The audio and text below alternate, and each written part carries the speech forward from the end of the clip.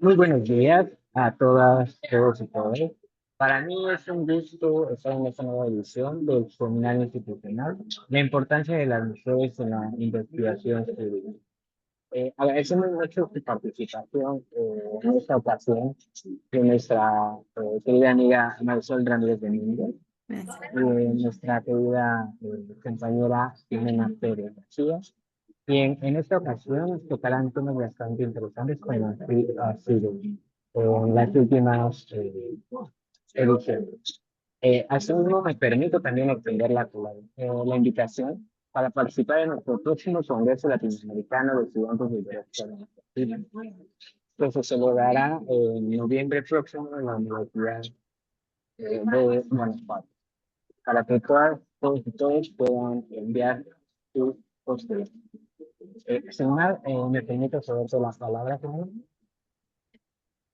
Vale.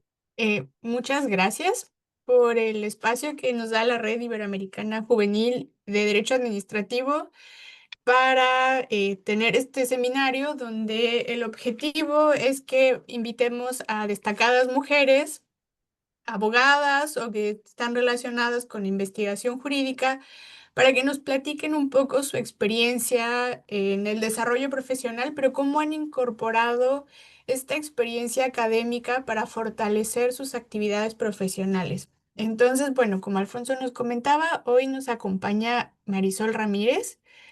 Es una abogada brillante y además pues trae bastantes proyectos de los cuales ahorita nos va a platicar. En primer lugar, Marisol, muchas gracias por aceptar la invitación y pues en lugar de que nosotros leamos tu CV, que es amplio y extenso, pues quisiéramos que tú nos platicaras pues quién es Marisol, ¿no? ¿Quién es Mm. Marisol en esta faceta académica de abogada? Por favor. Hola, ¿qué tal? Muchas gracias, Jime, muchas gracias, Alfonso, por la invitación. Yo encantadísima de poder participar en estos espacios tan importantes para el desarrollo tanto profesional como académico de las mujeres en especial, y de las juventudes sobre todo. Me estoy muy contenta. Pues, ¿qué te puedo decir? Marisol Ramírez es una mujer que ha trabajado y se ha desarrollado de manera profesional, pues en el ámbito del derecho. He pasado por diferentes tipos de experiencia laboral, digamos.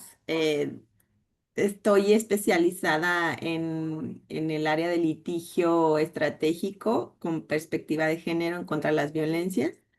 Pero también he estudiado, bueno, estudié la licenciatura y la maestría en Derecho en la Facultad de Derecho de la UNAM, pero he tomado cursos y diplomados en Derecho Constitucional, en Derechos Humanos, en Derecho de Familia y pues en cuestiones, te digo, de litigio estratégico de violencia contra la mujer, de perspectiva de género.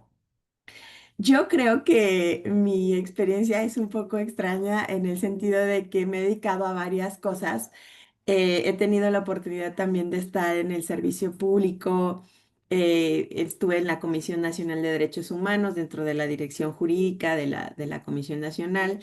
Estuve también trabajando en la Secretaría del Trabajo y Fomento al Empleo, en el área de economías de la Ciudad de México. Estuve también trabajando en el Consejo Ciudadano para la Seguridad y Justicia de la Ciudad de México. Y en la actualidad estoy en la Cámara de Diputados como asesora legislativa, pero a la par también estoy como pues ejerciendo el litigio estratégico que mencionamos. Y también en mi experiencia docente, pues en la actualidad estoy dando la asignatura de Criminología y Victimología en la Facultad de Derecho de la UNAM a través del sistema a distancia. Y también en la Escuela Nacional de Trabajo Social, en capacitación a instituciones. Entonces, tengo como la oportunidad de poder llevar mi experiencia laboral en muchos ámbitos. Y eso, pues la diversidad creo que es una de las cosas importantes a las que las mujeres podemos tener acceso en la actualidad, de no circunscribirnos solamente a un ámbito en el espacio laboral, no solamente a un ámbito, sino poder llevar nuestra experiencia a varios espacios. Adicionalmente, pues soy mamá y soy esposa, ¿no? Soy ama de casa, soy madre de familia, etcétera. Pero bueno, en el ámbito académico profesional, pues he tenido esa oportunidad de estudiar y de llevar mi experiencia a estos lugares. Em, no sé si así.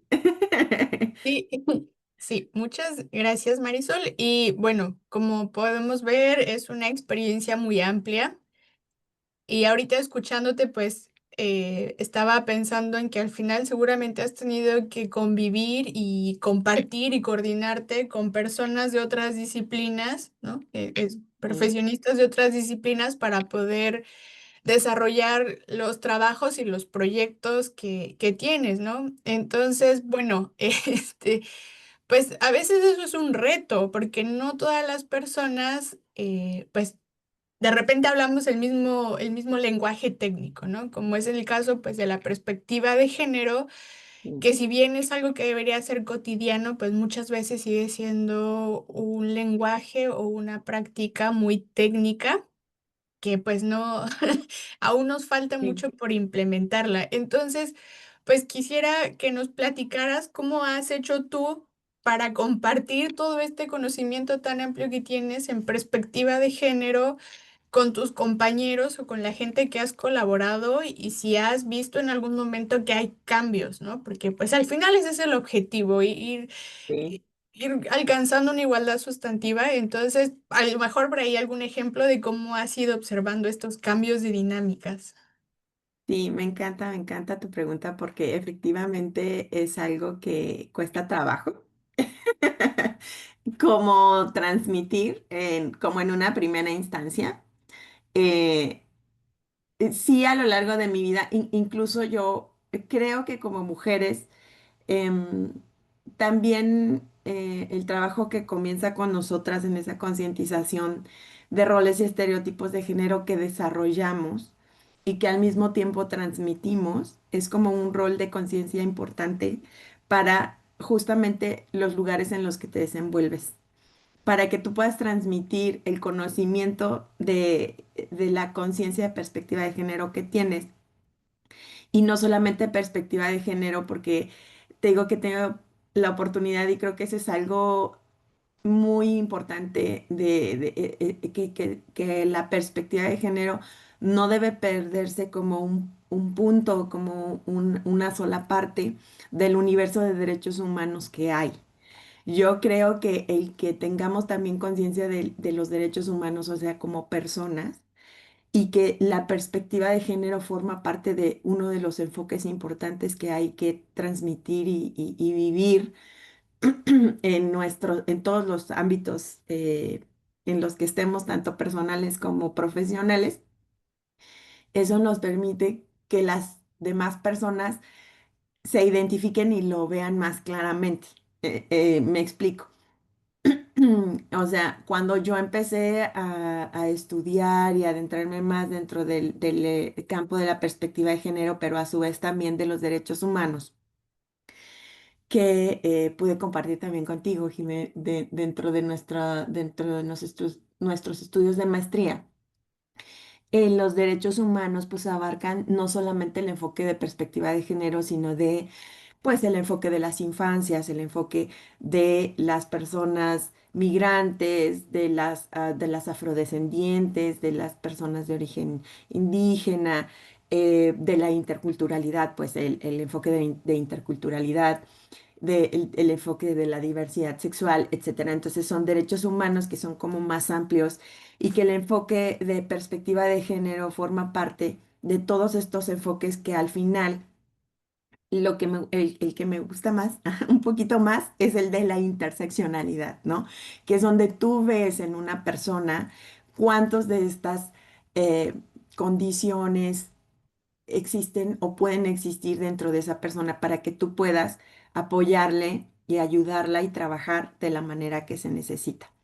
Es decir, si tú estás en un campo de trabajo laboral y ves que una persona, pues no sé, me ha pasado en equipos de trabajo, que pues venimos de diferentes lugares, tenemos diferentes tipos de educación, además hemos estudiado diferentes disciplinas, pues obviamente siempre va a haber diferencias, pero creo que cuando tú miras el enfoque justo interseccional de dónde vienen las personas, cuál es el enfoque que ellos tienen, no solamente como académico, sino personalmente, creo que es importante para que tú puedas ir avanzando en el desarrollo de proyectos, sea cual sea. Me tocó, te digo, dentro de mi experiencia laboral que me ha gustado mucho y que ahorita estoy pudiendo también poner en práctica en varios ámbitos, es la economía social, por ejemplo. Fue algo que a mí me gustó mucho y me inspiró, porque la economía social está basada en principios de solidaridad, de comunidad, de equidad, de igualdad. em, de trabajo, pues, en conjunto. Y me parece que la economía social, enfocándolo en el sentido de las mujeres y de la perspectiva de género, es una respuesta a la autonomía económica para las mujeres muy viable, o sea, completamente viable, no más bien muy viable, sino completamente viable, justo para que salgan, por ejemplo, de círculos de violencia. Porque uno de los problemas que yo observé, y eso fue en mi otro trabajo, en el consejo, donde yo me encargaba en un principio, tuve un trabajo de asesoría a víctimas de violencias, donde en el consejo lo que hacíamos era atender estos problemas desde el enfoque jurídico, pero también desde el psicológico para darles un apoyo integral. Pero esta parte de la autonomía económica era algo recurrente, porque las mujeres, o sea, si tú lo ves en un contexto socioeconómico, generalmente no pueden salir de sus espacios de violencia porque pues están supeditadas a un control patrimonial económico de una pareja, porque además ellas son amas de casa, porque además tienen hijos, porque además no estudiaron, no tuvieron acceso a la educación. Entonces, en un contexto de violencia, de poca educación, de condiciones de vulnerabilidad, la autonomía económica yo creo que es una de las cosas importantes que ayudan a salir de esos círculos de violencia. Y la economía social que yo conocí cuando estuve trabajando en la Secretaría del Trabajo, un poquito antes que estuvimos trabajando sobre estos proyectos, me di cuenta que era una de las opciones más viables para las mujeres. ¿Por qué? Porque son comunidades de mujeres, las cooperativas, que es la figura a través de la cual generalmente se hace, digamos, se materializa la economía social, es a través de las cooperativas que se conforman a través de 5 personas hasta muchísimas más. Entonces, eso que te permite crear redes y comunidades de mujeres que se juntan. O sea, por ejemplo, a lo mejor yo sé cocinar, o a lo mejor yo sé coser, o a lo mejor yo sé hacer, no tengo una instrucción académica profesional, pero sí tengo una habilidad, tengo un talento, tengo un conocimiento técnico de algo que me va a ayudar en conjunto con otras mujeres a formar una empresa social que tiene la posibilidad de seguir avanzando y de que entre nosotras mismas podamos ayudarnos. El día de ayer, por ejemplo, tuve la oportunidad de asistir a un evento en el que se entregaron actas constitutivas a 67 sociedades, pero el mayor porcentaje de esas 67, el 80% eran de mujeres. Entonces, eso es algo que en la actualidad yo creo que sí es una alternativa importante para las mujeres para poder salir adelante en emprendimientos, porque pueden ser, o sea, no hay límite para las sociedades cooperativas. Es decir, tú puedes constituir una sociedad cooperativa de belleza. Entonces, una pone uñas, la otra pone pestañas, la otra sabe hacer faciales y la otra sabe cortar el pelo y la otra es podóloga. Entonces, pueden poner una clínica de belleza que tenga todos esos servicios y que sea una sociedad cooperativa y entre todas se busque el apoyo, tanto en capacitación como para materializar, digamos, la empresa. Entonces, por esa parte. Pero también he visto que el trabajo psicológico de conciencia, que era lo que te mencionaba al principio, de conciencia de las mujeres, es muy importante eh, para que puedan salir también de los roles y estereotipos, es decir, que ya sepan y se concienticen que pueden hacerlo, que pueden formar una empresa, que son capaces de tener una empresa, porque muchas veces dicen, como yo no, o sea, yo nada más voy a vender, a lo mejor yo nada más puedo vender, este, no sé, cosméticos de catálogo. Bueno, pues por ahí empiezas, pero lo que te está dando, la experiencia que te está dando vender cosméticos por catálogo es de ventas. Entonces, ¿eso qué quiere decir? Que tú tienes la capacidad de vender cualquier cosa, o sea, porque estás vendiendo cosméticos porque eso es lo más accesible, pero la realidad es que tú ya tienes una capacidad de venta, ¿no? Tienes una habilidad para vender. ¿Qué es lo que quieres vender? Pues entonces va a ser lo que tú decidas. Puede ser que creen un producto o que se asocien con otras mujeres para poder vender el producto de quien lo sabe hacer o aprendas a hacerlo y después lo vendas. Es decir, una capacitación que llegue a las personas para que las mujeres se identifiquen con esa capacidad que tienen de emprendimiento, de capacidad de desarrollo. Eh, yo creo que esto es muy importante para que las mujeres podamos seguir avanzando y que no importa la edad. Justo ayer platicaba con una amiga y le decía que otra amiga que conocí cuando yo trabajaba en un despacho, cuando yo era joven, ella era secretaria del despacho jurídico. Entonces yo en su momento le decía a ella, oye, ¿por qué no estudias? Tú sabes mucho, o sea, así como secretaria lleva como 15 años siendo secretaria del despacho y sabía muchas cosas. Y yo le decía, oye, ¿por qué no terminas tus estudios? Hay muchas opciones. Y hace como 2 o 3 semanas me enteré que ya se acaba de graduar de abogada. Entonces, me dio mucho gusto porque es una cuestión de decisión y de creer, de entender, de interiorizar esa capacidad que tiene uno de poder seguir creciendo. Entonces, en mis ámbitos de trabajo, lo que procuro es eso, como comprender el contexto de las personas que trabajan conmigo y en ese sentido, pues concientizarlas del rol que las mujeres desarrollamos en nuestras diferentes actividades, pero también cuando me toca lidiar o convivir con hombres que no están de acuerdo con la perspectiva de género, tratar de explicarles de manera práctica lo que significa. Es decir, oye, mira, tú desarrollas esta actividad, yo no veo por qué una mujer no podría hacerlo. O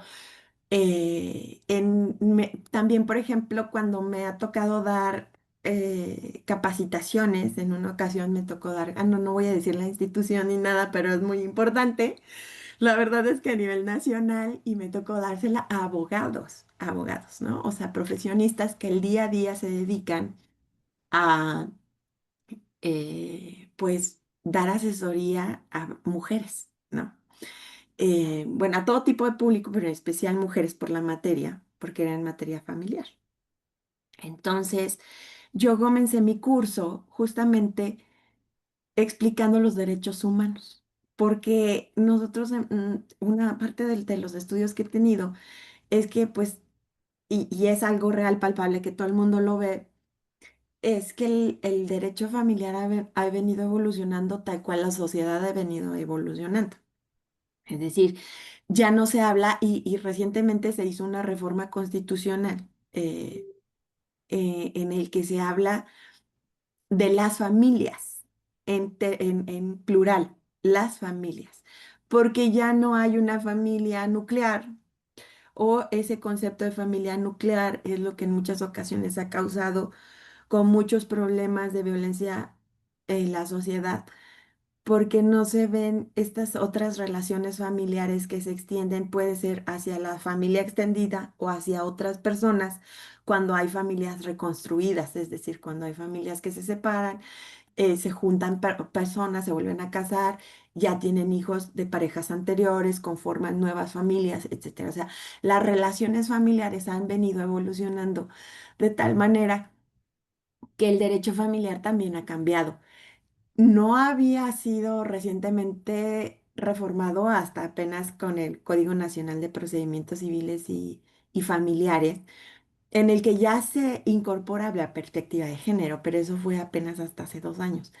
Y en la actualidad, con esta reforma constitucional que se dio el año pasado, en donde incorporan en la Constitución, pues la igualdad sustantiva, o sea, término igualdad sustantiva, término las familias, y con esto pues hay una serie de reformas en las leyes reglamentarias, que es la Ley General de acceso a las mujeres a una vida libre de violencia, a la de seguridad pública, ¿no? Porque ya va a existir un registro nacional de protección, de medidas de protección, en las que se van a incorporar las medidas de protección de las mujeres. ¿Por qué? Porque antes lo que pasaba era que a lo mejor había un agresor que ejercía violencia y se iba a vivir a otro estado, y entonces en ese otro estado pues ni idea de que esa persona era un agresor. Entonces, con este registro nacional de medidas de protección, uno va a poder acceder a ese tipo de información de manera nacional, de tal forma que no importa dónde esté el agresor, se sabe que él es un agresor y que es una persona violenta. Y la protección de la mujer se va a extender en toda la República. Creo que esta aplicación de conocimiento de perspectiva de género en los derechos humanos se tiene que transmitir. Entonces, retomo lo que te venía contando. En mi curso de capacitación a estos abogados, pues por lo que comencé fue por decirles, ¿saben qué? Antes de que yo les diga y les hable del derecho familiar, les tengo que hablar de derechos humanos. ¿Qué son los derechos humanos? ¿Por qué? ¿De dónde se derivan? ¿Qué significa el bloque constitucional? ¿Qué significan los tratados, los convenios, de dónde surgen? Porque, por ejemplo, en la actualidad, ya en el Código Nacional, en el actual, ya no se contempla el juicio de interdicto. Esto es un ejemplo. El juicio de interdicto es para personas que tienen discapacidad y que anteriormente lo que se hacía era sustituirse en la voluntad de las personas, nombrar a otra persona que tomaba las decisiones por la persona que tenía discapacidad.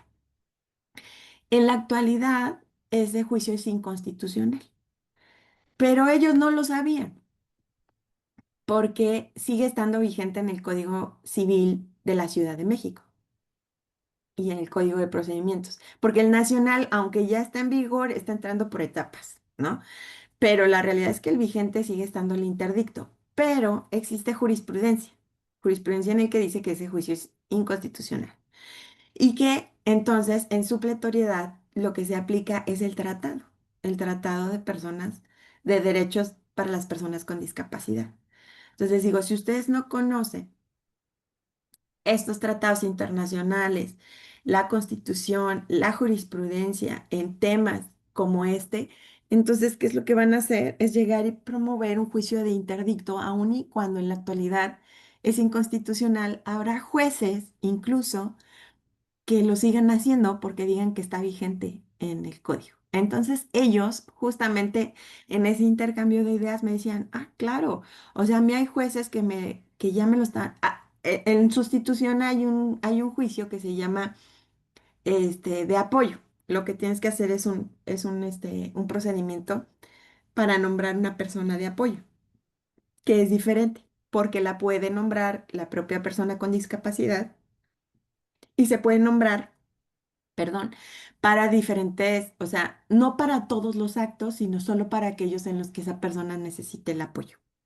Entonces, ellos seguían promoviendo interdictos todos los días.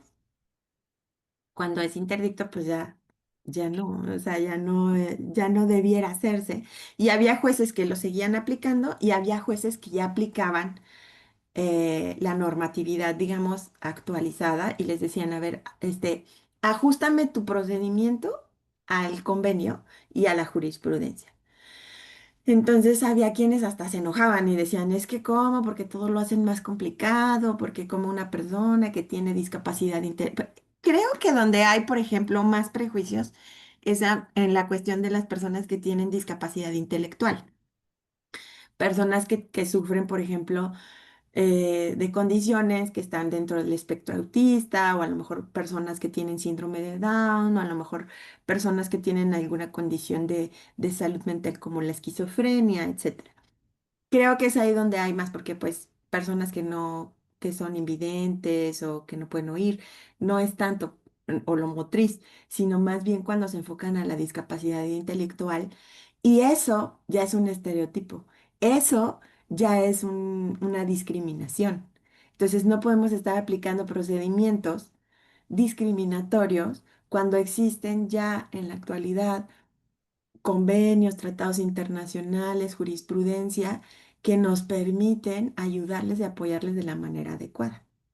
Entonces, si tú estás en un trabajo y hay una persona con discapacidad intelectual o que tiene alguna condición como, no sé, trastorno, déficit de atención y luego además con hiperactividad, pues tú tienes que estar consciente de que esa persona tiene una condición de neurodivergencia, que así se llama, que necesita lo que se llama en derechos humanos, pues un refuerzo y un cambio dentro de la estructura laboral que lo apoye, ¿no? Entonces, esa es la manera en que nosotros podemos aplicar todo este conocimiento y decirle, ¿sabes qué? Tú tienes un compañero que tiene un problema. Me platicaban en otra ocasión que tuve que dar capacitación a otra institución, justo trabajaban con una persona que tenía esquizofrenia. Entonces, yo en ese momento estaba dando una capacitación respecto de las normas 25 y 35 que son justamente dentro del espacio laboral, pues que se aplique la no discriminación, la igualdad y pues que se evite el burnout y todas estas cosas. Entonces, ellos trabajaban, o sea, tenían el ejemplo vivo de trabajar con una persona con esquizofrenia.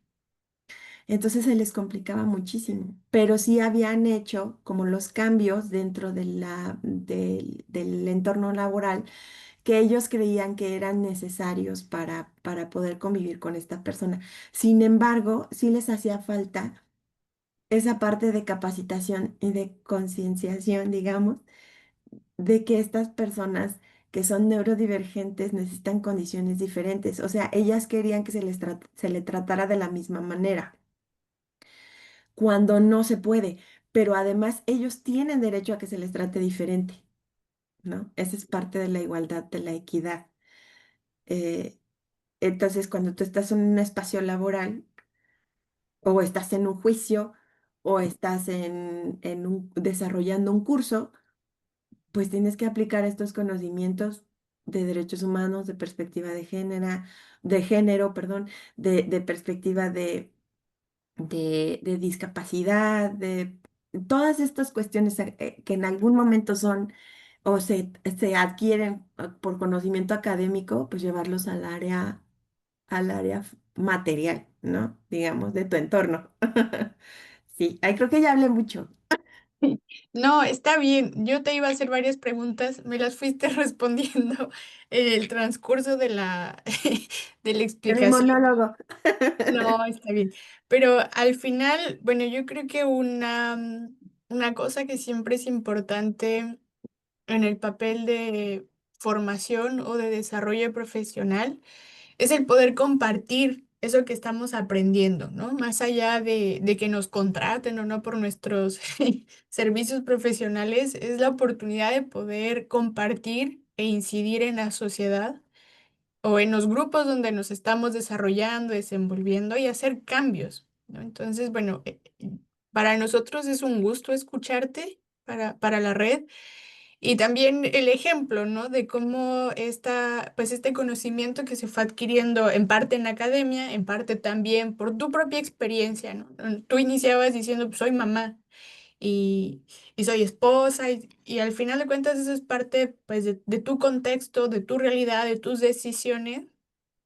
Y eso a ti te ha sensibilizado también mucho, ¿no? Para entender Claro.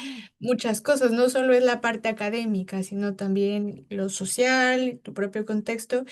Y felicitarte porque, bueno, pues nos platicas que le das capacitación a personas juristas o a servidores públicos, pero también al público en general, que eso es clave al final, sin pues sin el compromiso social pocos cambios se pueden hacer, ¿no? Entonces, pues muchas felicidades, Marisol. Qué Al bonito contrario. escucharte. No, Y al contrario. bueno, seguramente has impactado en la vida de muchas personas, no tengo duda de ello. Pero yo quisiera hacerte una pregunta, igual como para conocerte un poco más. ¿Sí? Y es, ¿y en ti, quién ha sido esa persona que ha sido clave en tu formación? En estos temas, alguien que te ha hecho la diferencia, aquella persona o hecho que te haya abierto los ojos y que hayas dicho, uy, estos temas son importantes tratarlos desde el derecho. ¿Se te viene alguien a la mente que nos quieras Muchas, platicar? muchas personas, pero ¿sabes qué? Sobre todo, creo que digamos, mis asesoradas, en el amplio sentido, ¿no? Porque pudieron haber sido clientas en su momento o pudieron haber sido personas que yo atendí por ejemplo, en el concepto,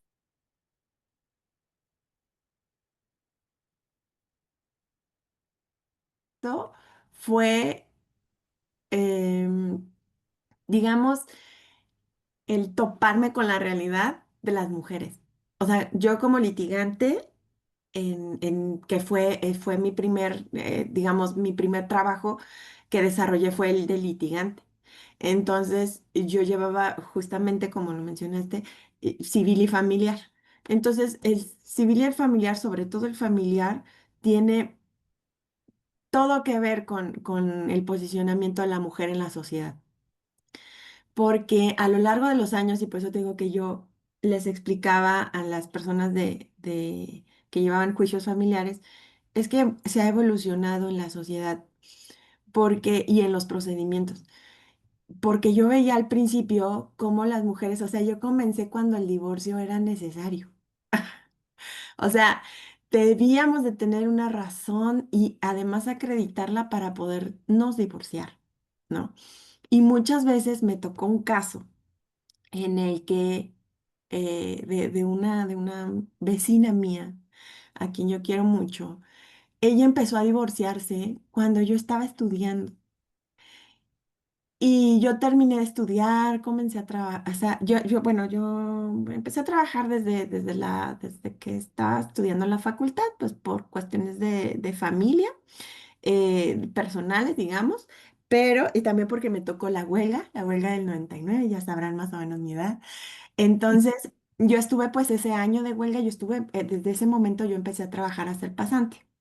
Entonces me tocó empezar a trabajar desde esa edad, que eran más o menos como los 18 19 años, empecé a trabajar con víctimas de violencia dentro de los juicios familiares, ¿no? Entonces, esta vecina que en su momento me conocía y supo después que yo ya me había graduado, cuando yo me gradué empecé a trabajar ya más formalmente, me dijo, oye, ¿puedes llevar mi juicio? Y le dije, pues sí. Entonces fui, la acompañé y resulta que después de no sé cuántos años de juicio que ya llevaba, yo analicé su juicio y no se iba a poder divorciar. Ella había sido víctima de violencia por parte de su esposo, mm, de todos los tipos de violencia. O sea, te estoy hablando de violencia física, económica, patrimonial, sexual, ¿no? Y al final, por una negligencia de su abogado, no se iba a poder divorciar porque ella no había acreditado con un dictamen psicológico la violencia, porque al abogado se le había pasado el término. Ajá. Entonces ella no se iba a poder divorciar de la violencia de la que había sido objeto y además la iban a sacar de su casa. Entonces, yo apliqué, pues, lo que había tenido de conocimientos hasta ese momento, pude lograr un convenio, porque además también creo que las formas alternativas de solución de conflictos, que es la mediación y otros, la justicia restaurativa, este, son procesos también importantes para la regeneración del tejido social. Porque la verdad es que los litigios contenciosos no siempre llegan a buen término ni es satisfactorio para nadie. Entonces, pues bueno, pudimos obtener un convenio. Pero dentro de ese ámbito, pues yo la verdad es que tuve grandes maestros y maestras. Yo mis primeros jefes fueron hombres, eh, pero después tuve dos jefas mujeres que también fueron brillantes, son brillantes. Entonces, creo que ellas fueron mis primeras inspiraciones de poder aprender a defender a personas, sobre todo mujeres, porque casi siempre me tocaba mujeres en estas condiciones. Entonces, eso fue a mí lo que me motivó a querer aprender más de cómo poder solucionar estos problemas de familia y que también fue motivo pues de mi proyecto de tesis en la maestría, justamente que estaba enfocado hacia la perspectiva de género aplicada en el litigio familiar, porque son situaciones como complicadas y me parece que sí. Si no hay una familia, digamos, núcleo, sí las relaciones familiares, estoy hablando de todas las relaciones familiares, son el fundamento de la sociedad. Porque desde las infancias, y eso ya te digo, no puede uno hablar de una cosa si no hablas de la otra. Es decir, desde la perspectiva de la infancia, el adultocentrismo y el que tú tomes decisiones por ti misma respecto de las infancias que solo te convienen a ti como pareja en un juicio de divorcio, es decir, yo me quedo con el niño y tú no vas a ver al niño nunca jamás porque te odio. O sea, a la infancia no le ayuda en nada, ¿no? Entonces, por eso tú tienes que ir avanzando como en este conocimiento y tratarlo de aplicar en el ámbito en el que tú estás. Entonces, académicamente, pues yo creo que ha habido muchas maestras en la universidad, en la maestría, que también me inspiraron.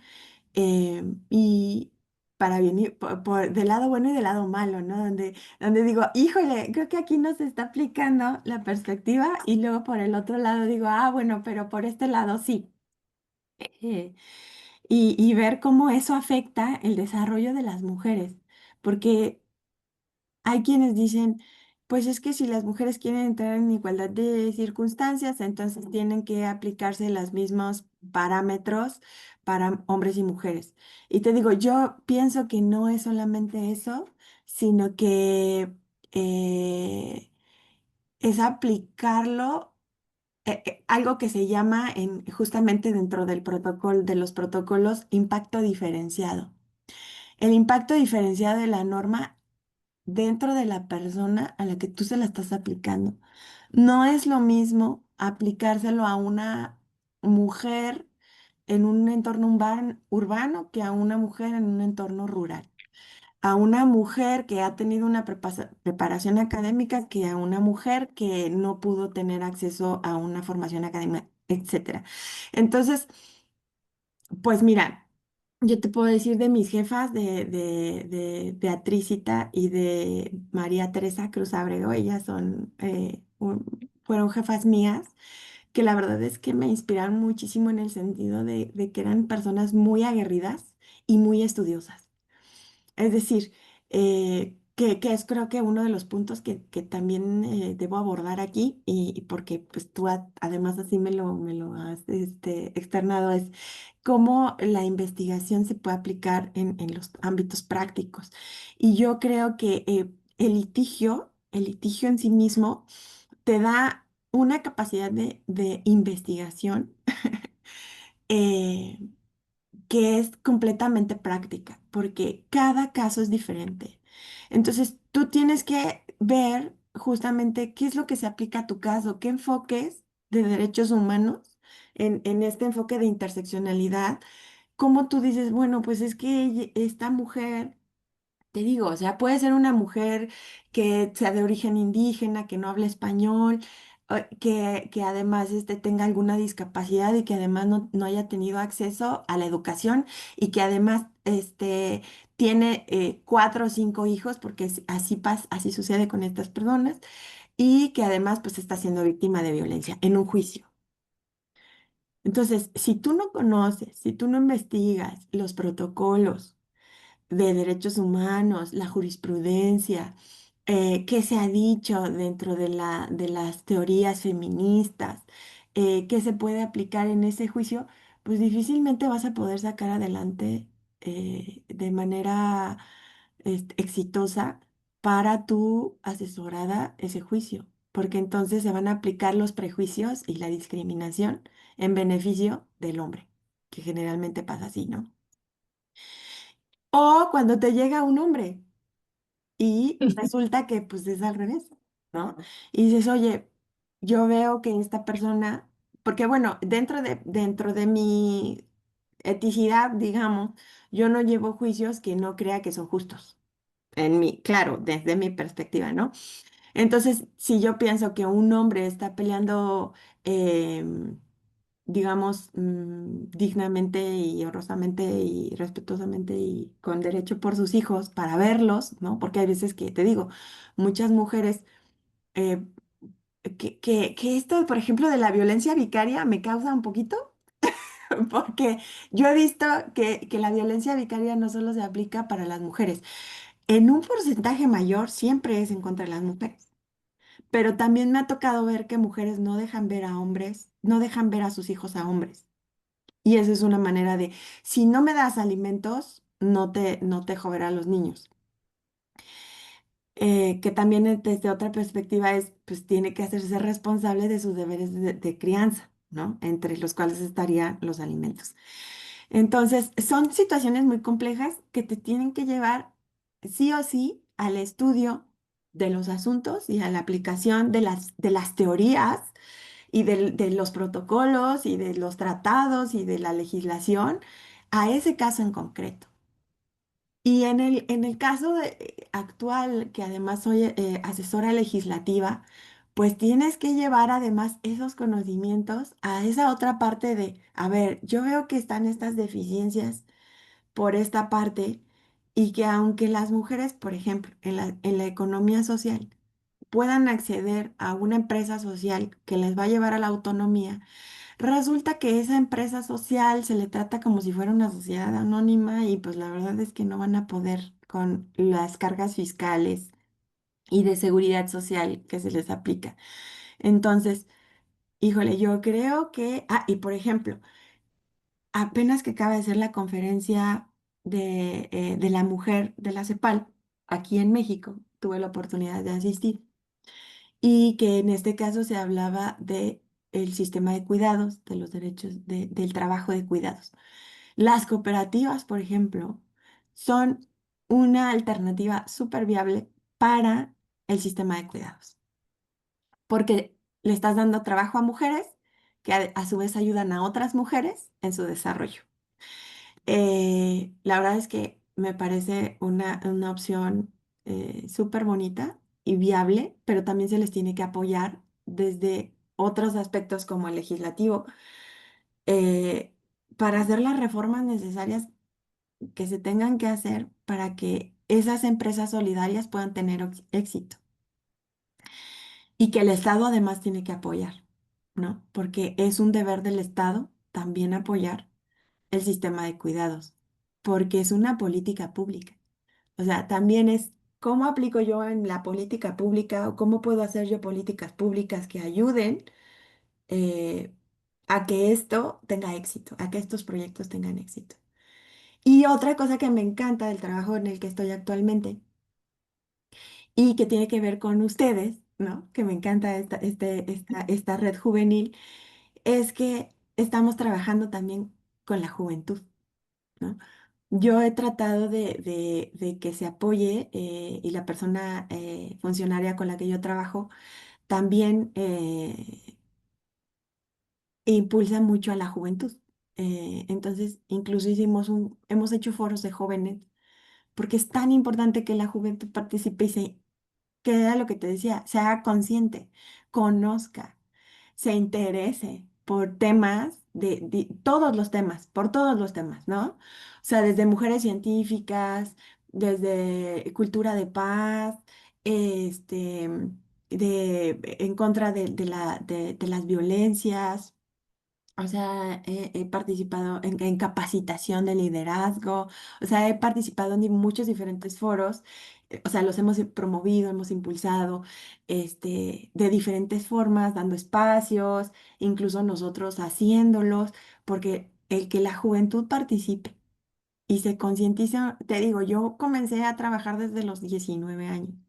Yo creo que a mí eso me ayudó mucho en el sentido de concientizarme a mí misma y de concientizarme de las demás personas, porque desde muy joven tuve que,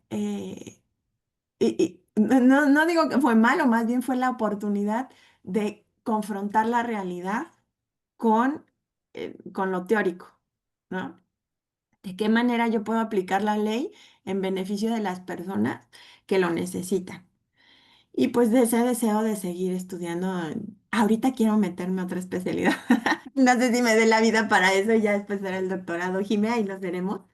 Este, pero creo que también la investigación que se hace en el día a día, de saber en qué es lo que se necesita y aplicarlo, o sea, no que surjan ideas de, eso me ocurrió. Se me ocurrió que a lo mejor puede ser que no. O sea, yo creo que la investigación llevada a campo profesional práctico es una de las cosas que nos falta, porque la verdad es que no se nos enseña a investigar. O sea, cuando vamos en la licenciatura, no se nos enseña a investigar.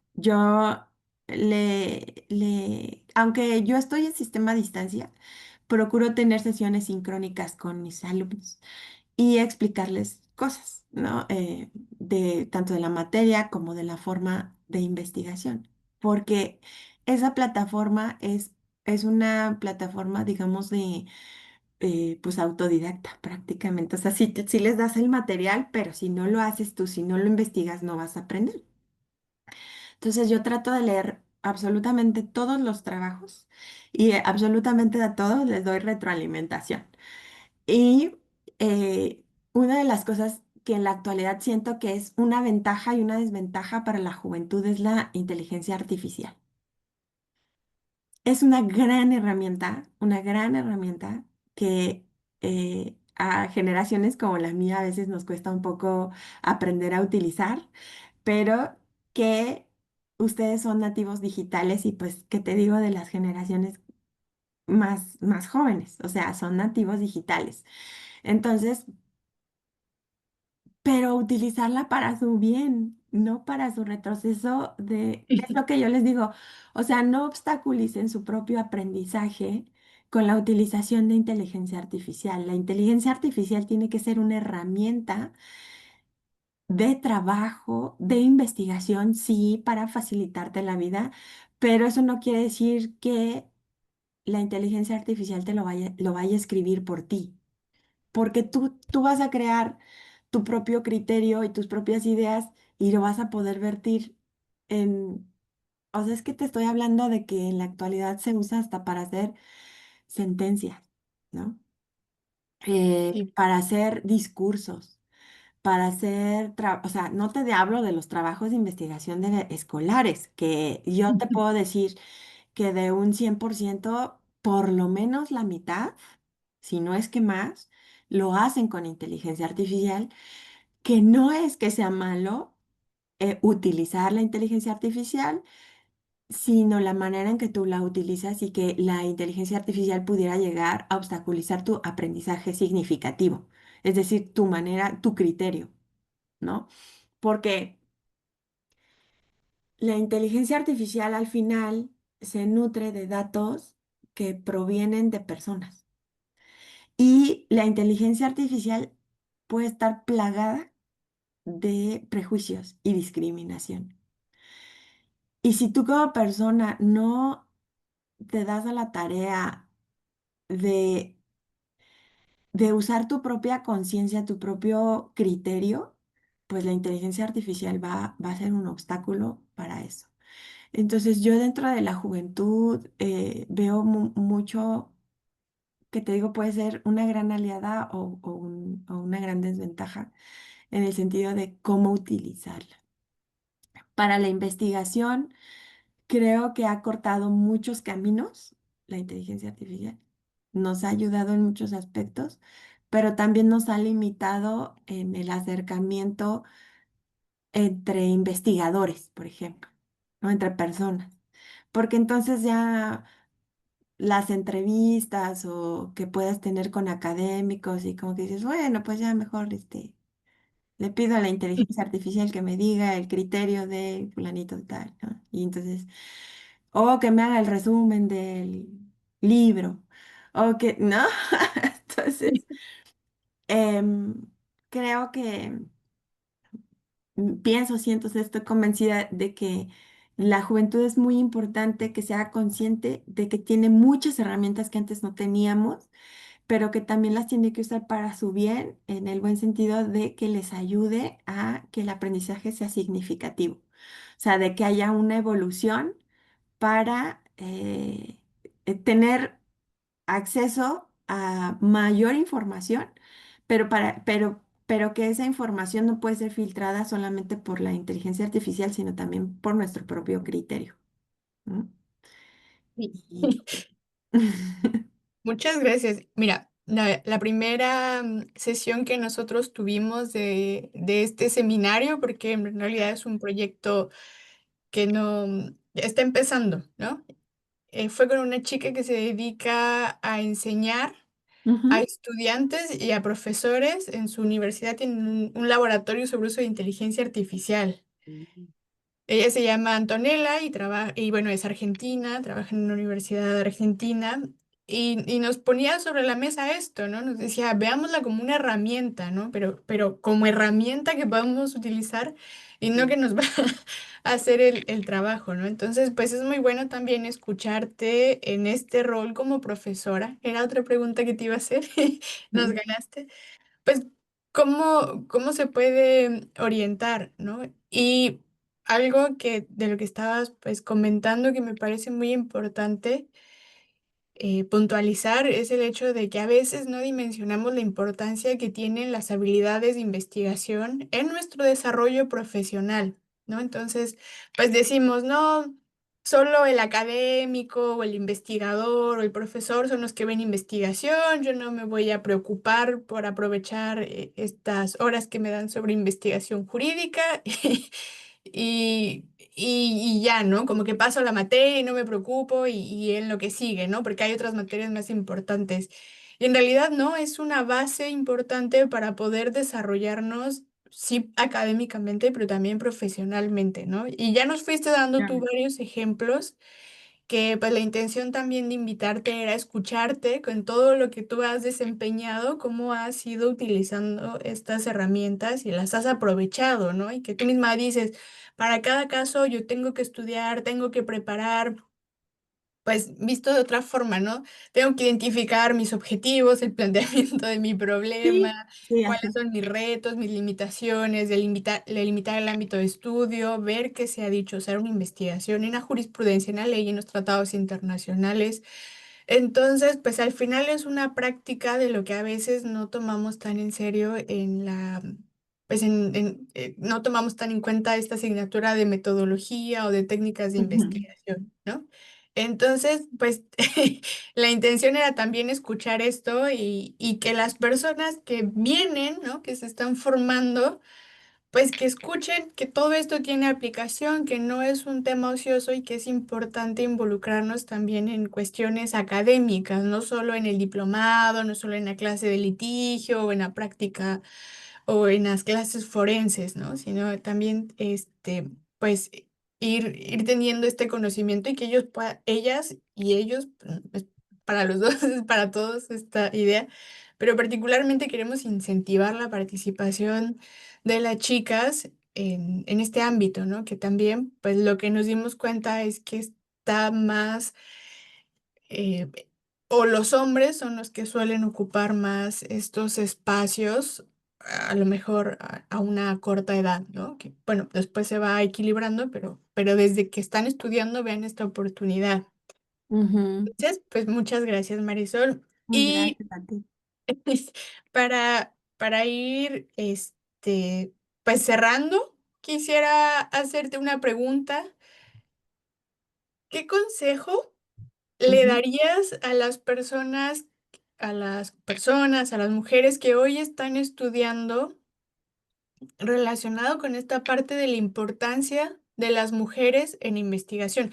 Y ahorita nos decías uno, inteligencia artificial tiene sesgos, ¿no? Y a veces estos sesgos son discriminatorios. Entonces, pues estos sesgos, a lo mejor algún chico buscando información, pues ahí va a tener un sesgo, ¿no? Así es. Pero ¿qué consejo le darías a las personas o a qué reflexión los invitarías sobre la importancia de que las mujeres estén presentes en investigación jurídica? Pues yo creo que parte del, justamente de los sesgos que hay es porque la mayor parte de la investigación a lo largo de la historia ha sido realizada por hombres. Entonces, pues lógicamente es no me acuerdo a quién le hice, creo que el Lagarde decía, no me acuerdo quién, o no, ya no me acuerdo cuál de las, pero decía que cuando, o ella decía que otra. Bueno, el caso es que decía que cuando leía un libro de filosofía de la antigüedad y trataba de identificarse digamos, con esa literatura cuando hablaba del hombre, que a las mujeres nos pasa mucho eso de que pues, cuando se habla del hombre en general, pues nos tenemos que identificar dentro de eso, no como humanidad, sino como hombre, ¿no? Hombre igual humanidad. Decía, pues es que no, como que me costaba trabajo. Ya después entendí que porque efectivamente cuando se refería al hombre, se refería al hombre, al masculino, ¿no? Al género masculino, hombre, sexo masculino, macho de la especie humana, pues porque se referían a los hombres. O sea, las mujeres no contaban, no tenían un punto de vista, no se les permitía participar. Y aquellas mujeres que llegaron a tener participación dentro de los ámbitos públicos académicos, pues tuvieron muchos problemas para poder emitir sus verdaderos criterios, digamos, ¿no? Tenían que como formarse la sociedad para que las pudiera insertar, para que pudieran expresarse, pero al final, pues estaba ahí lo que ellas querían decir, pero a lo mejor no del todo. Entonces, la investigación y los procesos de investigación y todas las investigaciones que se han llevado a cabo desde hace muchísimos años siempre han sido básicamente realizadas por hombres, lo cual a nosotras pues nos pone en desventaja en el sentido de que no toman nuestro punto de vista como mujer y cuál es la afectación que puedes tener en toda la sociedad, porque además, o sea, paradójicamente, las mujeres son, o sea, en la sociedad hay más mujeres que hombres. Entonces, en realidad, se afecta a un sector más amplio, porque me decían, no me acuerdo en una entrevista que me habían hecho anteriormente, que si las mujeres como grupo minoritario vulnerable. Y yo, no, no somos ni minoritario ni vulnerable. Estamos en condiciones de vulnerabilidad y somos un grupo mayoritario, paradójicamente. Pero las mujeres tenemos la capacidad de desarrollar la investigación para que se tome en cuenta el criterio desde el punto de vista de la mujer, que es lo que hace falta. Y pues claro, o sea, no es lo mismo porque es como yo le mencionaba a otra persona, que en el criterio de educación, por ejemplo, que también tuvimos un foro con un par de hermanas que tienen una asociación que ya ha ido hasta la ONU, ¿no? Ha ganado proyectos, etcétera, porque ya trabajó, empezó a trabajar en su comunidad con las mujeres y las niñas. Y te digo que cada vez uno amplía más su aspecto cuando también escuchas a otras mujeres, a otras personas, porque ella me decía que las niñas dejaban de ir a la escuela cuando estaban menstruando porque en una comunidad rural que no tiene las condiciones de higiene necesarias dentro de la escuela o que no tienen acceso a una toalla sanitaria, pues las niñas dejan de ir a la escuela. Entonces, ¿qué? Tienen menos desarrollo académico, menos, más ausentismo, lógicamente, el aprendizaje significativo es menor, etcétera. Entonces, si en una investigación de campo tú no consideras a las niñas porque pues, no eres mujer, no vas a tomar en consideración este tipo de detalles para que una comunidad o las niñas de una comunidad tengan acceso a la educación. Eso solo lo sabemos las mujeres, porque las mujeres solamente sabemos qué es lo que pasa cuando estamos menstruando. Tan sencillo como eso. Entonces, el que las mujeres nos interesemos por la investigación va a implicar que el espectro se amplíe, el espectro de criterio y de conocimiento se amplíe. Entonces, siempre va a ser importante que las mujeres nos interesemos, todas, no importa, justamente como el ámbito de aplicación de nuestro trabajo, la investigación siempre va a ser importante. Y bueno, qué bonita reflexión. Me gustó mucho y te felicito que al final el enfoque que le das a todas las ideas y toda la experiencia, pues es muy práctico y social. Entonces, pues yo creo que esta es una gran aportación. También, bueno, poco a poco, sensibilización, Sí, ¿no? Para, pues para muchos temas que aún son difíciles, ¿no? Esto que tú mencionas, pues a veces es difícil aceptar que sí somos diferentes, ¿no? Y que podemos llegar a la misma meta, pero que vamos a seguir caminos diferentes. Entonces, pues cuando te así. dicen que el camino A es el bueno y desacreditas B, C, D, etcétera, hasta llegar a la Z, pues entonces ni siquiera te dan ganas de recorrer el camino, ¿no? Entonces, Ujú, pues esto que nos estás diciendo es importante, ¿no? Ver que también B, C, D, hasta llegar a la ¿no? Z son válidos mientras lleguemos a la meta, ¿no? Y que al final el recorrido B, C, y D y Z te van a dar pues, no sé, una gran riqueza en ver que hay otros caminos, hay otras formas, hay otras cosas que importan. Entonces, bueno, creo que eso es algo que nos compartiste hoy. Muchísimas gracias. Siempre es un placer escucharte y aprender de ti. Y, Igualmente, sí. y pues agradecerte nuevamente que hayas aceptado la invitación, ¿no? Ojalá pues podamos escucharte más frecuentemente por acá. Y bueno, pues sí es una red juvenil, pero al final la idea es que las personas jóvenes siempre tengan una referencia y, y siempre es bueno tener buenas referencias, como amigos, como amigas, como compañeras. Así que muchas gracias, Marisol.